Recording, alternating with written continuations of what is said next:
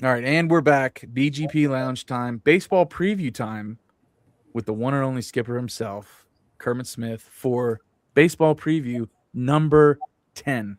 Coach, happy 10th preview. Decade. It's a nice round number. I That's like it. right. Yeah. That's right. It's been a great ride. We've had some great memories, and we're always ready at this point, of course, because we're kind of sick of the cold. We're kind of getting that warm weather, 75 and sunny kind of attitude, and That's we're right. ready for that to be a reality. So we're really excited. We got a series in Hickory. You guys are in Hickory right now, all cozied up in a hotel. That's How are right. we feeling right now? How's the team? Good, good. Yeah, hopefully everybody's getting ready for bed and we're ready to get up and get after it tomorrow. But no, good day of practice, good week of prep. And, it's nice to be down there. We stopped off at the field on the way over to the hotel today and dropped off all the baseball stuff and got over here. Just, nice evening. Good deal. Do you let the kids bring like the PlayStations and everything else so they could play in the room just to wind down? Or Yeah, absolutely. yeah, Yeah, want them to have obviously access to the stuff they need to take care of academically, but there's enough downtime that if they want to do that, I think it's great. that's awesome. So how was the off season? Let's get started with that. How was the off season? What did we work on, and where do we think we're how we're coming in injury wise? We looking healthy, looking strong. What's going on? Define off season. What does that mean? From the time that the season ended in 2025 in June to now. Okay, a lot's happened since then. Yeah. No, I think like every year, it's going to bring a little recruiting, a little development, a little mindset shift. So I think all of those things. I think each year in coaching brings on a new, unique challenge. Even without the drastic ones that have taken place over the last 5 years, I still think you have you're always wanting to get better. You're always, you leave a season whether you want to hit better or field better or pitch better or catch better or there's always something on your mind. So I think that's not much different than anything over the last 26 years that I've done this. But I think kind of coming out of last year, one of our big focuses was just wanting to have passionate individuals who shared our love for the game and our love for Appalachian. And I think that we wanted to fill our locker room and our dugout full of people that were, they were going to play as hard as they could, and they were going to work as hard as they could, and they were going to care about all the intricacies and the character of our program. And I think we did that. I think we did a good job of Brett obviously leading the charge on recruiting and identifying the right people to be in our program. The evaluation process I thought was great. New pitching coach Heath Blackman did a great job. Ross Steedley, who's gone on to the White Sox organization, did a fantastic job as well. I thought we entered August with the right people, and they've worked really hard. They've answered every challenge that we've had till now. I think there's always the question of how good are you, and I think that those answers will come over the next few months. And my response to that is just everything that we've asked them to do to this point, they've done, and they've done it with high character. They've done it with a great academic record. They serve their community well, and I think they're good competitors. I think that with passion comes competing, and we wanted a group that was going to compete, and I think we've got that. Yeah. A lot of emphasis is placed on fall ball and trying to get a grasp on like what you got and what you're working with, what you need to work on, or whatever. What did fall ball teach you, and what did you learn about this team that you brought over into the winter spring season here? I think probably all the things like that competition side, just the attitude of who they are. I thought that brought a lot. We learned a lot about that with the group. Obviously, we only have 2 outside competition dates. So in terms of watching baseball, I spent most of the time in the fall watching the Blue Jays play. Who I don't know if you paid attention to that, but they made it to the World Series. I did. And Game 7 and heartbreaking extra inning game. Yeah, they had a heck of a season. I don't know if that was going to make its way into this podcast at all. No, it needed to be. I think everybody was pulling for the Blue Jays. Well, if we're talking about the fall baseball, I mean, you got to talk about the boys of fall. You know, that's right. Toronto, yeah. So, no, I think it's a good group, and we learned a lot about them. You know, I think, but all those qualities, the passion, you know, they did a great job in the classroom, and I think they like each other. I think they do a good job of holding each other accountable. Yeah, it's a good group of guys. Well, I'm glad to. Go ahead, Charles. AJ, remember that we did actually have a very detailed conversation about that unfortunate situation with the Blue Jays. Yeah. And which, you know, happened right around the same time. You know, I think we played, was it ECU, you know, in the little fall games. So, yeah. I hate to remind Coach of that. But, you know, we were thinking about you. I mean, we certainly were rooting for him. So, yeah. I mean, unless you were like a lifelong Dodgers fan, which whatever you pull for who you pull for, right? You pull for the Dodgers in that situation. You know, I mean, just couldn't do it. So let's. How do we want to do this? Do we want to talk about newcomers? Do we want to talk about current rotation, Charles? How do we want to tackle getting ready for this season? There's many ways we can skin the cat here. I know, obviously, you know, we got some returners. We've had to replace a lot of folks. You know, Jonathan Schwereb and Joseph Samora coming back here in the infield. Familiar names for folks, but there's a lot to cover. Yeah, there's a lot. You know, Cam Miller, and then there's the people who you lost. How do you replace the people that you lost who are emotional leaders? How do you find those guys? I think when you go into any, you know, half of our class was probably done before the end of the season, and the other half of our class took place in the summer. So, you know, I think to a certain degree, there's a certain consistency with how we've recruited for a long time. You know, so I think, you know, what probably didn't change is, you know, we're going to recruit high academic kids. We're going to recruit guys with high character and guys that fit the mold of who we are. You know, offensively speaking, we're a group that we don't like one-dimensional players. We like guys that have some athleticism and can play the glove. So we don't want to just put a DH, you know, standing at second base that can't catch the baseball. We want to be a very good defensive team, and we want to be good on the bases. So I think with that comes, you know, just a little bit of kind of how you've always done it, and then you're kind of mixing in and kind of going overboard on the passion and compete side, which is what I thought we did a really good job of this summer.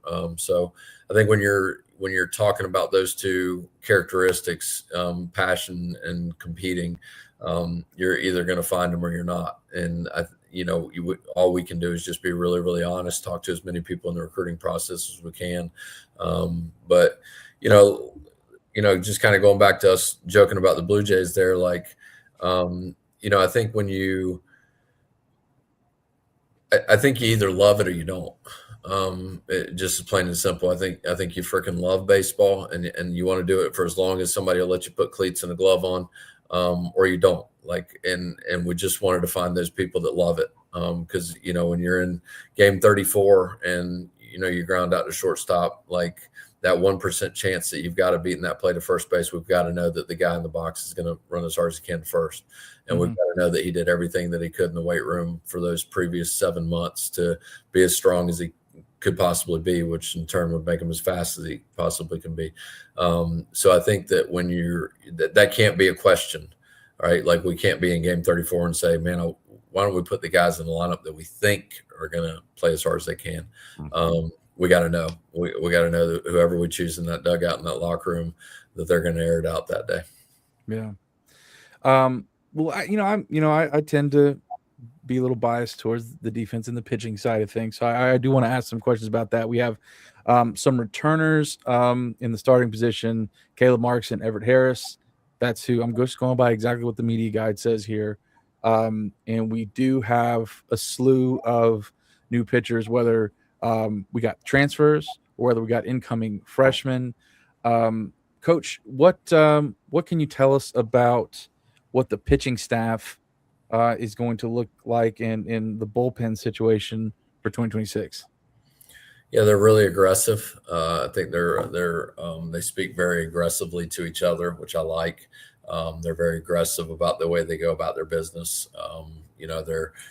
They want to annihilate the strike zone with their best stuff, and they're very driven to in all of those areas. They want to get big and strong and fast, and they want to throw harder with better stuff. And the guy leading the charge on that, Heath Blackman, I just think that there's a lot of alpha personalities on our pitching staff. I think you'll see some interesting mound visits this year, like guys that don't want to come out of the game, which is awesome. Which is really, really good. Like that's the kind of guys you got to have on your side. But we've got some really competitive individuals that are not scared. They're fearless to attack that zone and give their best stuff to it. So I think you'll see a really aggressive group.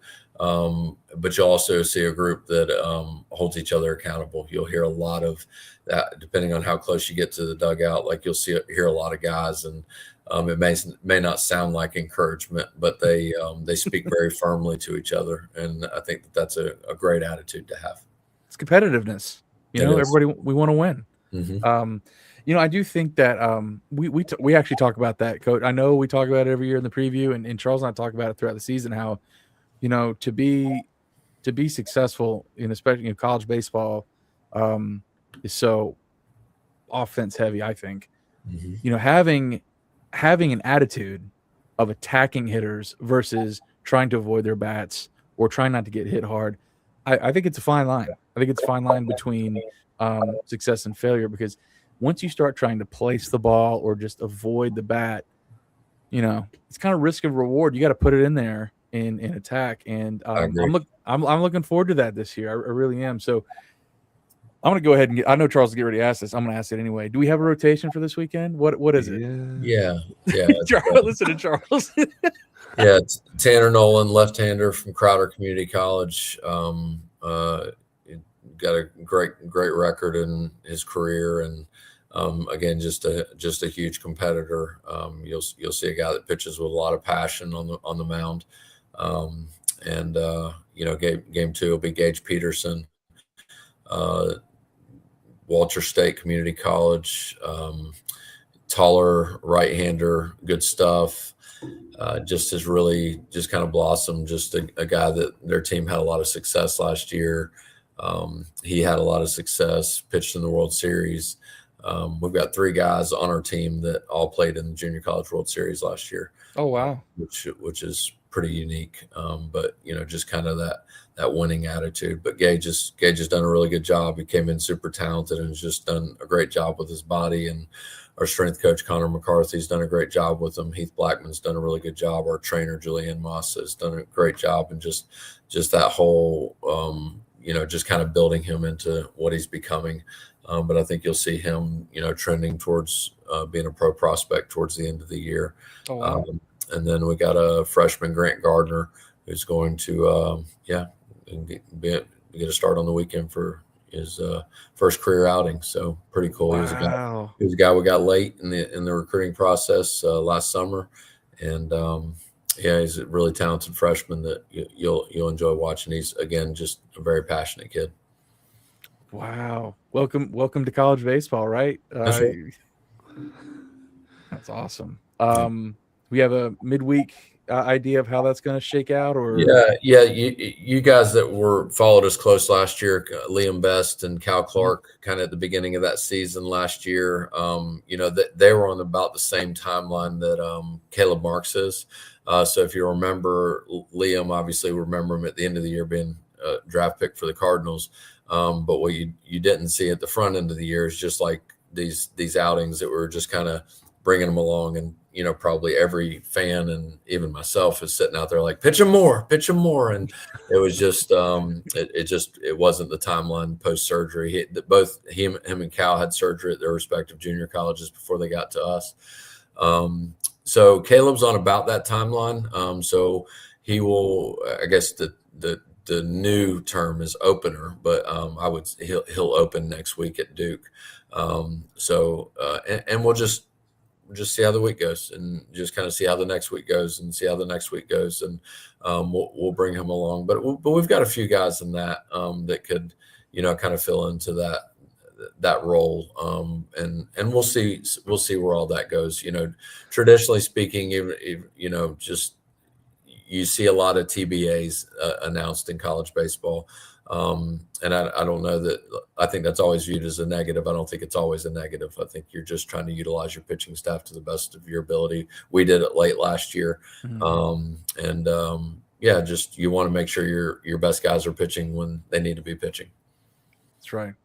Charles, I've been dominating the baseball talk. I want to make sure that you ask your questions. I don't steal anything. Well, I mean, I just love hearing Kermit talk, but like, you know, something that, you know, I'm just trying to gather about the aggressiveness and the competitiveness and the I don't want to leave the game attitude, and you've got a little bit of like experience at different levels, and you've got freshmen and kind of mixing in together. Is it like you may not know right this second, but like when do you think you'll like get an idea of like, man, I know where this season may be going, like and I know that might change different from this year to years past or whatever, but do you hope to have something and then you're just like it never pans out, or does it figure itself out sooner than later?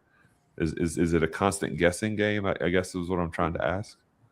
No, I feel like the direction that has led us to this point has been pretty consistent. I think that, you know, when you continuously watch these guys just consistently do their work, go through their own sets of adversity, to get to this point, to let's just say name your first weekend and your first weekday start.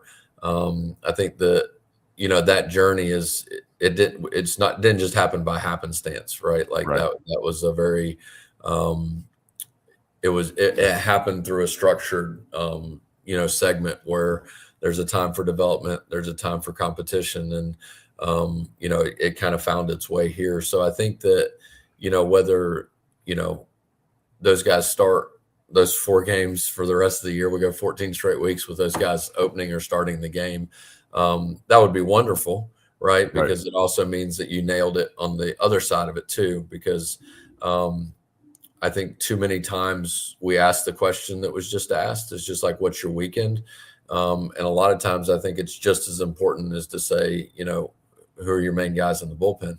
Because you're, you know, you can have a great start and get nothing out of it on the back end of it. So I think that, you know, for me, it all matters.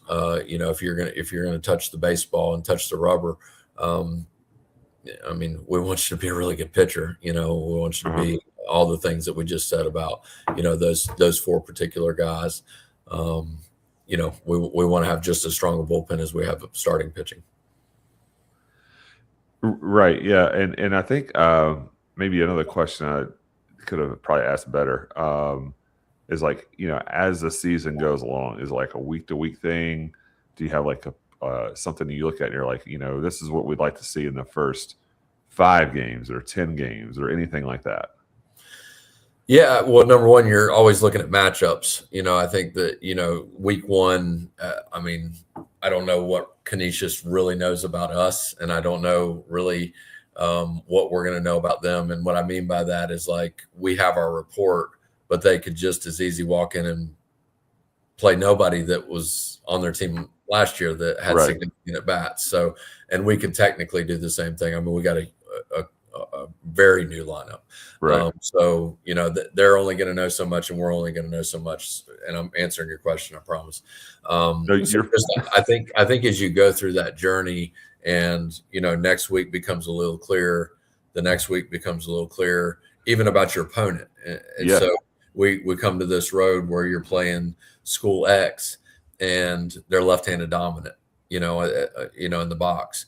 Well, if one of those 4 guys that I just mentioned isn't great against left-handers, and we have a guy that's doing particularly well against left-handers, and we built his pitch count, he's one of the first guys out of the pen every week, then yeah, why wouldn't we flip it? And Right. so I guess kind of back to that statement of, I think we always ask who the starters are.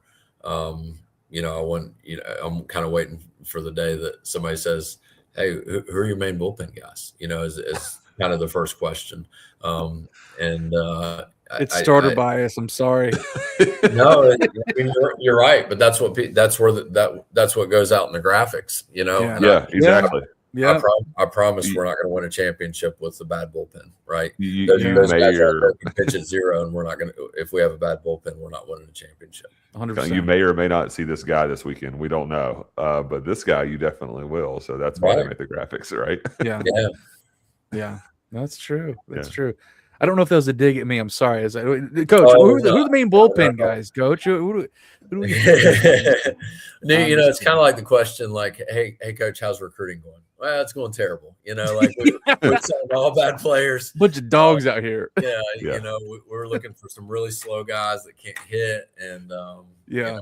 can't play defense. But no, I think we got a couple of guys in the bullpen. I think number one, just the leadership of Jordan Fisher, just over the years, just watching that kid from literally walking out here, and I think it's stories that we don't hear anymore. I really do. That kid came out to a walk-on tryout, like literally threw a bullpen for the rest of his career. Like, I'm coming to App State. I'm going to throw a bullpen in front of the coaching staff, and they are going to say yes or no. The next day I called him in. I said, "Hey, you got 365 one-day contracts. If you mess up, you're out of here." And here he is 5 years later. And that is, That's awesome. I mean, that is college athletics. Like, those are the stories we should be telling. And now he's a great leader. Everybody respects him. He's a phenomenal pitcher. He's a phenomenal person. He will be an ambassador for our university for as long as he lives. And yeah, just super proud of that kid. And I think he'll be a guy, and I think as you look back over the last couple of years, it seems like right when he got going the last couple of years, he just had a little flare up, and Right. so, that's up to us to learn from it and, use him correctly and, make sure he has time to recover and be what he is capable of being. Because, man, when that kid's good, he's as good as anybody in our league. Just really excited for him. A guy that showed some flashes last year late, Ren Watson, left-hander. We're really excited about him. He's done some stuff.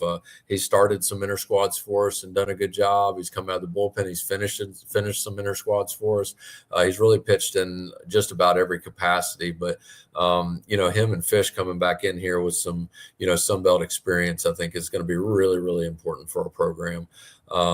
We got a couple of transfers in that I think are going to do a really good job. Nick Dorito has been phenomenal for us. UMass Loyal. He actually, speaking of Hickory here, he pitched against us last year when we were in Hickory for UMass Loyal. Yeah, and he's been phenomenal, and I think he's kind of one of those leaders of the aggressive charge. Kind of has that northeast edge to him, and he's been really good for us. Got a kid from down the road here at Belmont Abbey College, played for Chris Anderson. We worked together for 10 years. And he gave me a call last fall and just said, "Hey, we got a kid that's he's going to graduate from Belmont Abbey." And he put you down as he's got a year of eligibility left, and he'd like to look. So was able to pop down last spring and see him have a midweek outing, did really well. So he's going to bring a ton of experience, but he's done a lot of stuff. He's pitched in some really big games at Belmont Abbey, and he's going to be a good one for us. Junior college kid Logan Tibbett, been really good for us to this point. JJ Garcia, kid that's transferred in from Tennessee. He was actually on the active roster when Tennessee won a national championship 2 years ago. So he's been good. Transfer Carter Stanford from UCF. He's been good. Cal Clark has shown some flashes. Connor Berezino, which is a guy that you guys saw a lot last year. I think he's really kind of molded into, he was right there down the stretch to be one of our weekend starters. So we're going to be excited to see him kind of coming out of the pen and doing a good job. Max Tramontana really improved. I mean, again, all the questions seem to be like in this respect of like, how'd recruiting go? Who'd you bring in new that's good? Like, I'm always a firm believer that, man, let's develop the people that are here. And amen. chance. Jake Beatty's done a really good job improving. Again, anytime you got a quality left-hander that can do that, I think he worked really, really hard over the summer, came back with a real edge to him, to really want to pitch and put his stamp on this program for his senior year. Yeah, I'm glad you said that, Coach. I mean, we're seeing that. There's just, I think the internet's fun to watch with recruiting rankings and classes, but I mean, you get a ton of production out of returners who are improving under coaching and whether they're getting healthy or whatever. So I'm glad you brought that up, just because I think sometimes that can get lost in the shuffle. I think you're exactly right. Like guys that we're talking about, basketball, and Michael Marcus Jr. is playing, night and day from what he did last year, Alonzo Dodd, for the basketball team. And he's not a new recruit, but it's almost like a new player because he's playing so much better. So thanks for filling us in with what you're seeing and what you're, at least at this stage, projecting in terms of production out of the bullpen. I mean, that's going to be, once you get into those late innings, you need some reliability and some consistency, and you need to trust some guys that need to shut down some let's just say tough spots that you find yourself in late in the game. Give your offense a chance.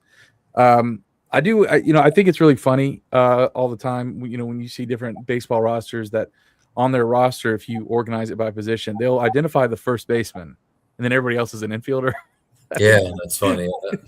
I think it's funny. Like that defense doesn't matter, Yeah. and it's like literally the most important defense on the infield. So. Yeah, no, right. I think it's funny. So we clearly know who the first basemen are going to be. They're clearly identified.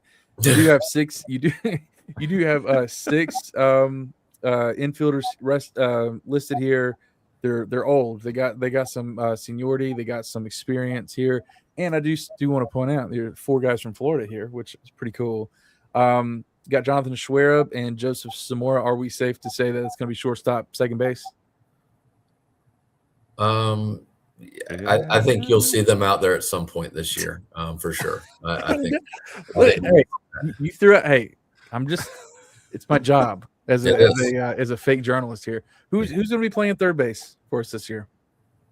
Yeah, I think there's a couple of combinations that we could run out. I think if we ran out, so I posted our lineup in the locker room today for what would be our opening day lineup. If it actually said on the sheet, as of 2/12/2026 at 12 o'clock. So this is before practice. That's right. Just in case anybody wanted to go have a good practice, right?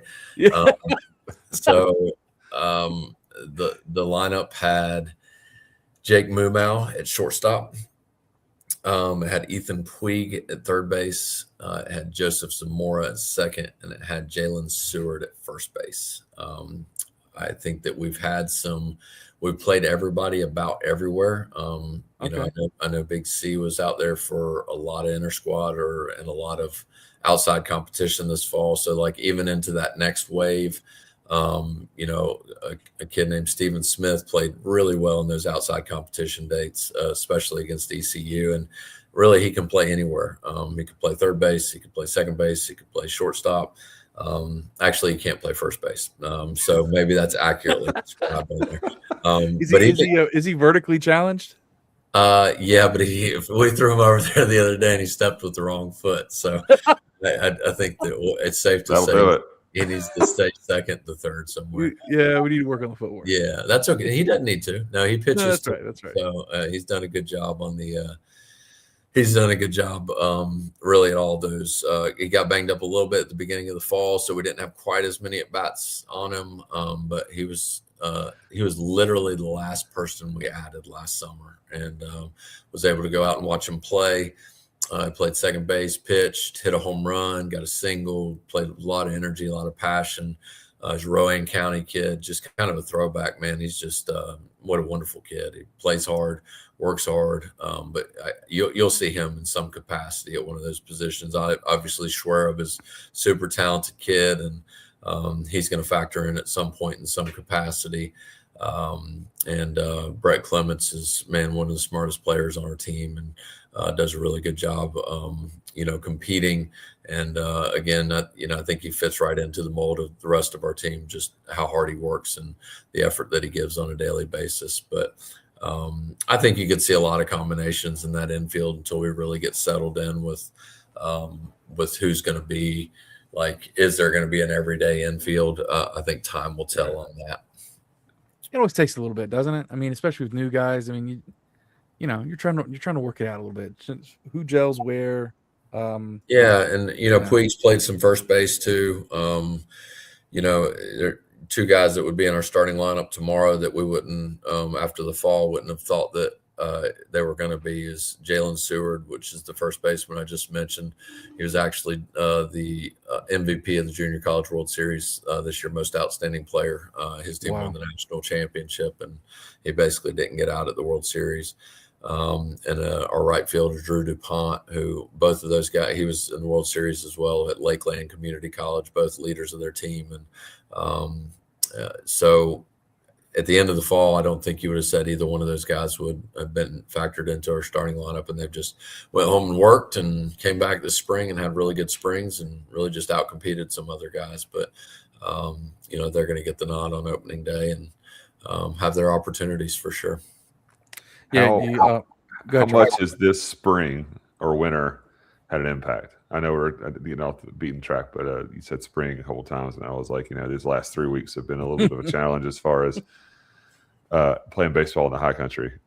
Yeah, so I'm going to go a little bit deeper than that because you guys I know have kind of picked up some traction recently on pushing the college baseball season back.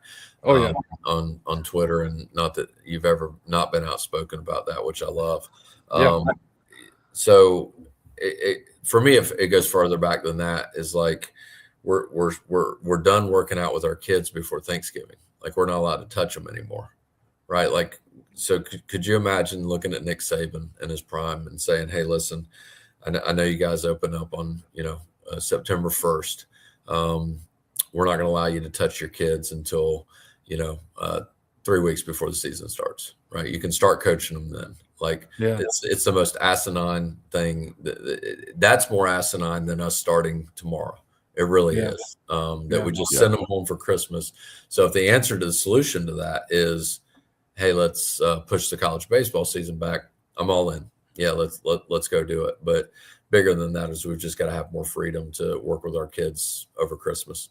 And I mean, there's just, you got 6 weeks there where you're not allowed to touch your guys, and they come back in all different capacities, right? Like, and I've always said guys can go home and they can work harder on their own. And then you get back with your boys and you're just going to work a little bit harder. All right. But I mean, we're texting with kids kids are on vacation. They're in New York, they're in Paris. They're just doing what you do over Christmas, right? Like, you're hanging out with your family, and you're not, I don't know. It's very frustrating. So, Big C, to answer your question, the last 3 weeks, there's been some challenges. We got out of town, went down to Savannah, Georgia for a weekend to practice, and it was cold down there as well. It was we didn't have snow on the ground down there. Well, actually, we did, but not on the field. When we got the big storm up here, but we've been off the mountain a few times to get our prep in, but our guys have had a great attitude through the whole thing. Probably the only thing that we haven't been able to do is hit on the field as much as we'd like to. And we had to go inside for some pitcher versus hitter a couple of times, but really that's been the whole Southeast. I mean, it really has. Yeah. Like, I mean, that hasn't been like, oh, poor old Boone. Like, I mean, the East Coast got it down into Georgia. Like I said, when we're down in Savannah, like literally 2 miles up the road from the field we were practicing at, there was snow on the ground. I mean, it was unbelievable. And so the whole Southeast got hit with it more than normal. And it's affected us, but there's no excuses. Since we brought it up, it does seem that, the conversation several years ago around moving the season back was kind of like popular. I think there was, I don't remember the name of the coach, but I think it was West Virginia's coach or Pittsburgh's coach, basically saying, we're having the series between Pitt and West Virginia, which those people hate each other. and we're Right. playing and there's snow flurries and no one's out there because it's cold. Yep. It's really cold in Pittsburgh in February, in case anybody wants to look that up and Google it or chat GPT. It's really cold in Pittsburgh in February. So he's like, what are we doing? And then Clemson's coach said, we're front loading our games, in February and March, and then we have less games, but it's busier. We make more money and more butts in the seats actually when we have less games when it's warm. What are we doing? So it does feel like, from an outsider's perspective, that more traction is gaining to do something about it. Do you agree with that? Do you think there's more traction? How realistic do you think it might be from an industry perspective that there actually would be a common sense change to make a warm weather sport play more games in warm weather? I mean, common sense, does that make sense? Yes. I think if college athletics, forget about the weather for a second, if college athletics continues on the trend that it's on, there's going to be drastic changes. We all know that, right? Yeah, like right. Yeah. Division I, as we know it right now, will be a different Division I, right? Like, what will that look like? I have no idea, but I think it's the same separator, right? Like, you're going to have conferences that can, I mean, it's going to cost a lot of money to keep kids here over the summer. I think you will have to shift the model to, do you literally not have your kids on campus in the fall? Is the fall the baseball players' summer? And then you bring them in for the spring, and then they stay for 2 summer sessions. I think that's where you're going to have to find the financial benefit of it, right? Because the scholarship money or the per diem that you're providing to an athlete over the course of 10 months, you've got to shift those 10 months, because essentially you're coming out of mid-May. So then from mid-May till, you're hoping, June, July, that, you're playing in regionals, conference tournaments, everything else. Like, you're footing the bill for that.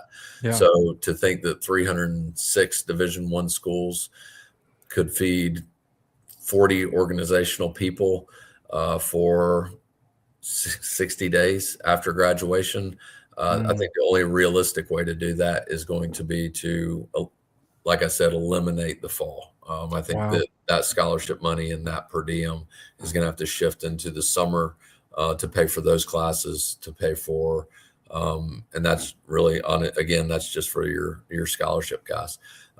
So I think the academic model would have to change for the student athletes, which is very feasible. I mean, I think that's one area. As it relates to baseball, summer leagues are very vital to industries and towns, and it's just a lot, and I think they would stay.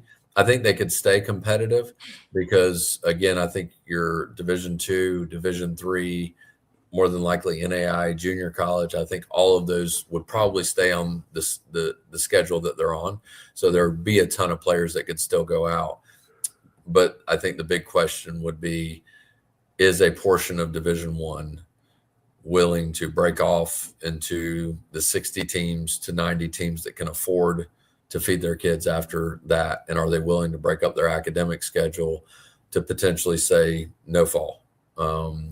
Or pay for the fall too. Yeah. Right. But you're asking your kids to be on campus for 12 months at that point. Yeah. Wow. So what would they do? Like, if there's no fall, would they be enrolled?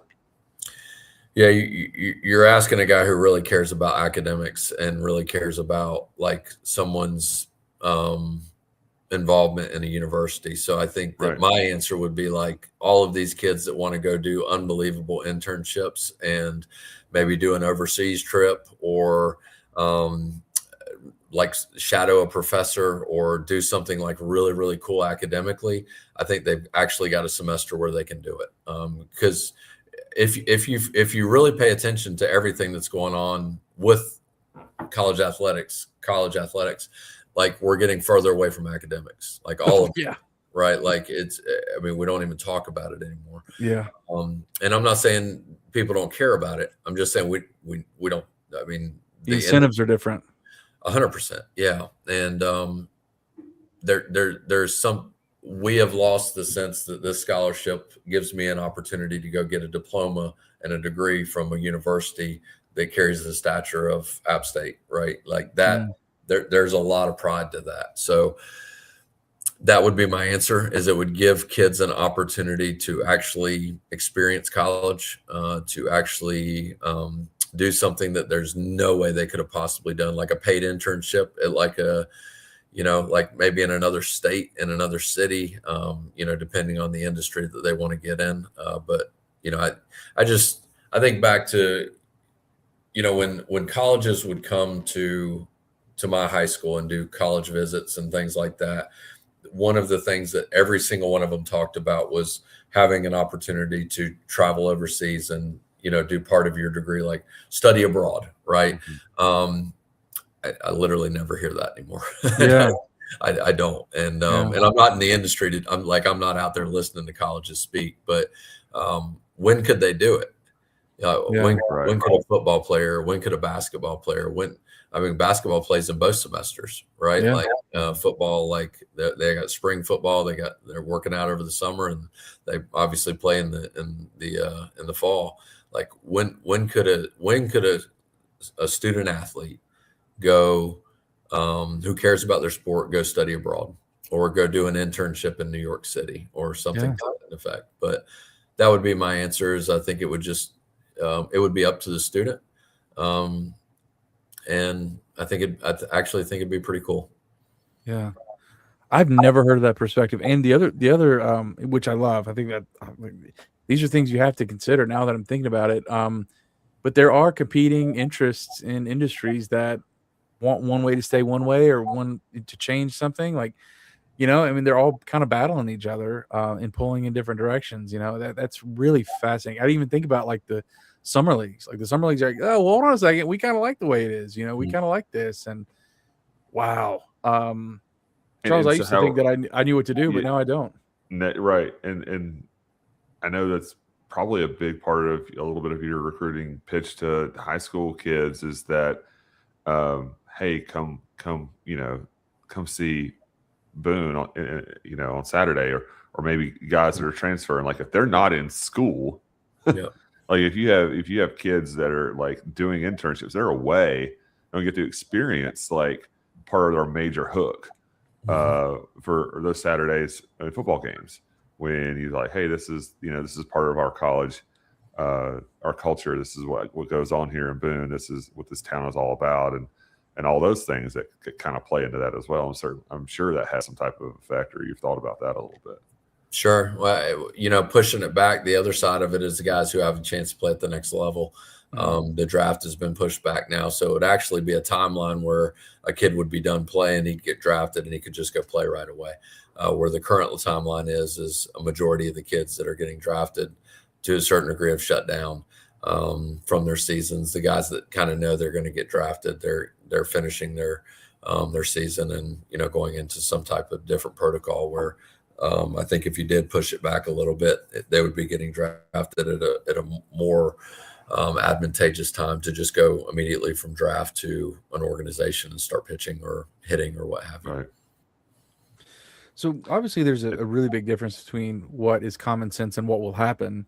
Do you have a sense or a prediction of what will happen regardless of whether it makes sense or not regarding the schedule being pushed back or not? It won't. It won't. Yeah. No. Yeah. All right. Well, there you go. That's that subject. No, but there's a lot. You're right. I mean, you are asking a lot of pieces to be moved, and anytime you have multiple, systems that have to change, and along with one decision, it's tough. It's tough. Yeah. If that break off happens, we're kind of like, again, I guess the way I'd put it is like a new Division I. If that break off happened, I think that could be the start of the effect of the first domino that would need to fall to start pushing college baseball back. But there's just to say that the people that are voicing this, that they're in a position to do it. Yeah. There's a lot of people that are not in position to push it back further because it's going to cost more money. So how do those schedules align, right? So if if School X can get 18 home games to start the year because they're in a good weather climate, the people that they're bringing in to play those 18 games are now not available because they're in conference play already. Right. Right. Like, so, let's just say we push back our season, a month, but someone else is not able to. So they're going to have to go play their games at the front. And then by the time they're starting their conference, we're just starting our seat. Like, that's not going to line up. So there's going to have to be enough availability. Right now, everybody's on the same schedule. So those schools that can host, again, 18 to 24 straight home games to start their season, the teams that they're hosting won't be available anymore. Mm-hmm. You know a little bit, Coach. It's almost like you've been in the industry for a little bit. This is all stuff you got to think about, though. I mean, you got to consider all this stuff. You can't just wave a magic wand. I mean, there are things that you can't just assume things fall into line, into place. Yeah, but it would be nice, and obviously, I think that we would have a great venue over a summer to host a lot of really cool things, and you just talk about the people that would get to experience Boone. Like I just think of the schools here, right? Like if all the schools are out of session, and you've got all those county schools and Watauga High School, like there'd be so many people that would have availability to looking for something to do, and you just talk, and you wouldn't have to worry about day of the week, right? Like you could literally do it. You could almost have a minor league schedule. You could almost run it like a Tuesday, Thursday, Friday, Saturday, Sunday. Like you could have 2 off days because you would have a ton of interest in every small town and every big town. There would be, if school, the public school is not in session, you've got a whole nother arena of people that are going to be coming through your ballpark. Changing gears a little bit here, sticking with baseball stuff though. And I think I know the answer to this, but I'm going to ask anyway. Do you keep up with like what other Sunbelt teams are doing or projecting who's going to be conference leaders, or is that something that is not even on your radar until conference play starts? The first question, I think those were 2 questions, if I'm not mistaken. Yes, I keep up with Sunbelt. I keep up with college baseball. So I do keep up with it. Do I have an opinion on how that will pan out in terms of who's good and who's not? No, not.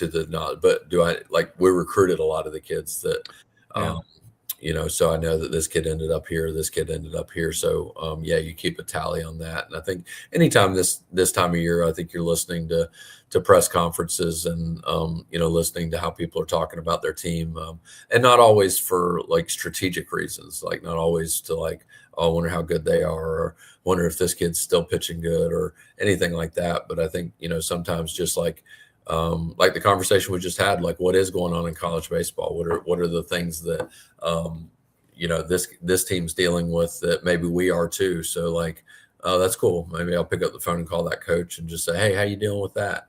Things of that nature. And obviously very fortunate to have a relationship with Coach Pollard, and he's got a real pulse on college athletics right now, and college baseball and obviously has a great knowledge of App State as well. So, I think that, yes, I think I'm always listening and always trying to, but not from like a prediction standpoint, like, hey, this is who I think, let me listen to this press conference to see if they're going to hit and run in the second inning, with, this guy. But no, you know who's returning and who's not. And I think like a lot of anybody who's going to have a role in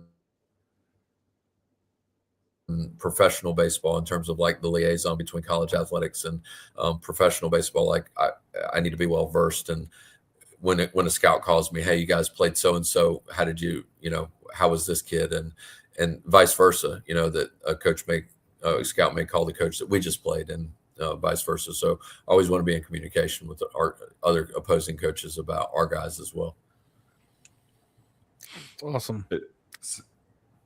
Sunbelt baseball is a tough conference. Is it gotten any tougher every year to year? Is it? Are you adjusting to what you're looking for based off what everybody else is doing, or? Number one, I think that when I started at Belmont Abbey and kind of got accustomed to, I thought, what the league had and what it took to be successful in that league, I thought it helped. It helped me be a better coach and prepare our team better. Same thing at Lander when you got into the Peach Belt, and there's some changes that have happened in the Peach Belt that it's a little different league now but learning the league and who was good and why they were good, and of course that strategy helps. And I think no different than this. I think the one caveat that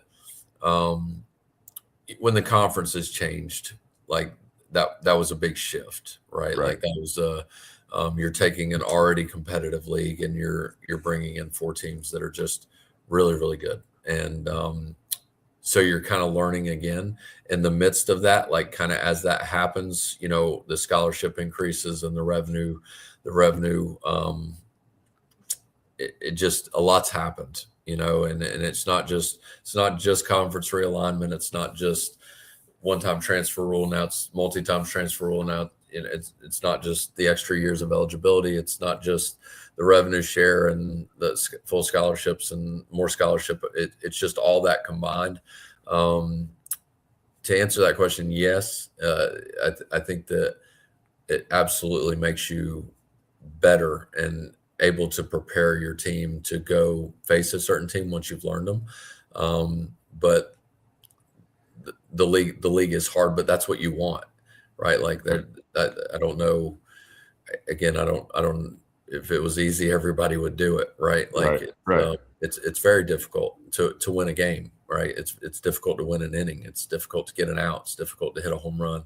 Like all those things are difficult, but like that's why you do it. You do it because you want to play against the best. So when I say it's difficult, like that's awesome, right? Like I hope this is the best year that the Sun Belt's ever had. I hope it's the hardest the conference has ever been. And that will make us the best we've ever been. And I think what's missed sometimes in that is like we played a role in that, right? Like, I think it's 3 of the last 5 years we finished in top 6 in the league. And that's you're talking about a 14-team league that's top 5 in the country, and we're in the semifinals 2 of the last 3 years of the conference tournament. Like you put that body of work, top 90 RPI, that helps our league, right? And the vice versa effect of that, right? Like us being competitive against those teams. I hope other teams are saying that about us too, right? Because we didn't have a great year last year, but there's a ton of factors that goes into that. That was like the one-off RPI year that we've had over the course of the last 5 or 6 years, and that's a heck of a run, man. It really, really is. And I think our administration has done a really good job supporting us in that. There's never a conversation that I have with our administration where we're sitting around and we're crying about how hard the conference is. We're talking about how we can compete and win our conference. Yeah.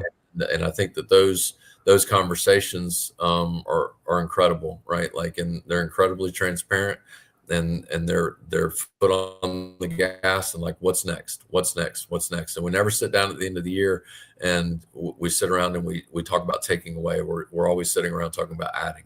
Okay, what's next? What is the next step that we can take to continue to push us forward in a great conference? So I love the way you asked the question. That was a phenomenal question, because it is an extremely difficult league. And if you love watching good baseball, then you come watch a Sun Belt Conference baseball game.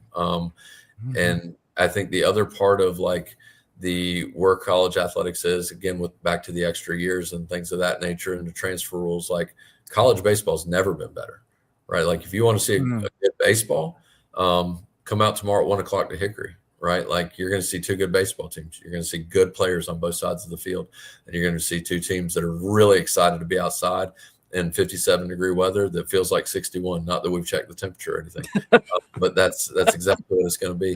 But you'll see 2 teams that are fired up to be out there, man, and they love baseball, and they've been coached really well, and they're excited to be at a great venue. But great question, and what a great opportunity to play in the conference that we play in. We get to play in a top 5 league in America, and depending on the time of year, like sometimes a top 3 league in America. And that's what an honor, right? Like what an honor. And I tell That's our team great. this all the time. Like what a time to play at a university that cares about their athletics like App State does. For the people that are working here, what a great university, what great leadership, and look at the conference that we get to play in. Man, what a time to play baseball at App State. What a time. I'm pumped. I don't even know if I need to ask anything else. Charles, you got anything else? I don't know if I'm going to go to work tomorrow. I might just go to Hickory. Was that not already decided? Yeah, Ooh. we got a lot of games left. Ooh. I got to be at the Sweetheart Dance at Harbor Park tomorrow night. Okay. You Okay. can't I'm miss on that. that. I'm on that. Okay. Yeah. All right. Okay. Now there's work and there's that. Yeah, Right. it's a little bit different. But it's a 1 o'clock game. You could probably be back.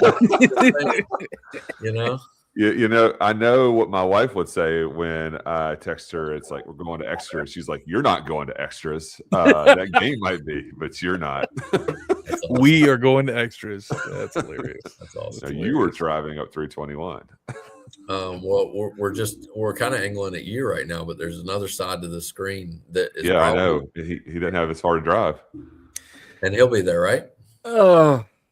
I have a conference call with a client who's actually an app grad.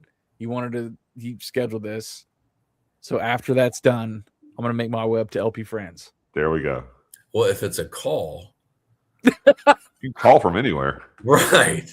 Have you seen the video of the guy who is he is on a Zoom, but he's got a fake background like he's in the office. I think it's isn't it Dude Perfect? No. That's that's on there. But this is a real guy who is on a debate in a council meeting on a Zoom debating cell phone